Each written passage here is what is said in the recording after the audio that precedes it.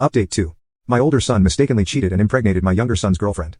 I told my younger son to move on, but the ungrateful younger son refused.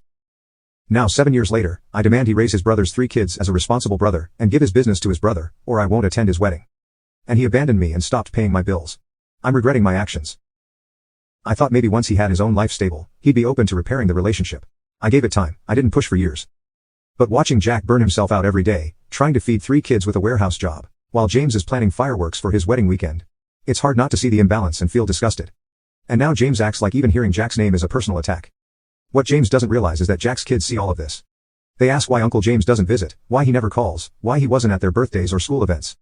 I never told them what happened, but kids aren't stupid. They see who shows up. And I'm tired of covering for James when he acts like he's above the rest of us.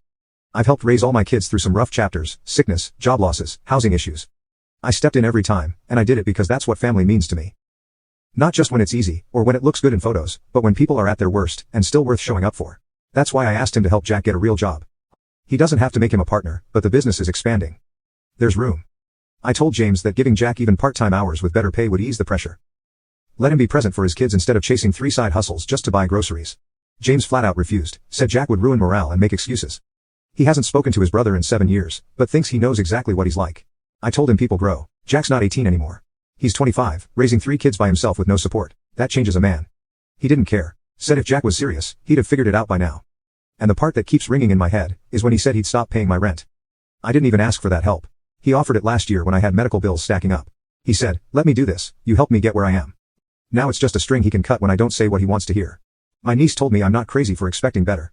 She's seen it all up close. She helps with the triplets sometimes when Jack is at work. She told me that James is acting like money excuses everything, that he sees himself as separate from the mess, and doesn't owe anyone anything. And maybe he doesn't legally, but morally, ethically, I think he does. I think the brother you grew up with, shared a room with, wrestled in the backyard with, that person doesn't vanish because of one mistake made at 18. Especially when that brother is drowning, and you're the only one with a rope. And those kids, they didn't betray anyone. They didn't ask to be born in a war zone between 2 adults who couldn't figure out how to be better.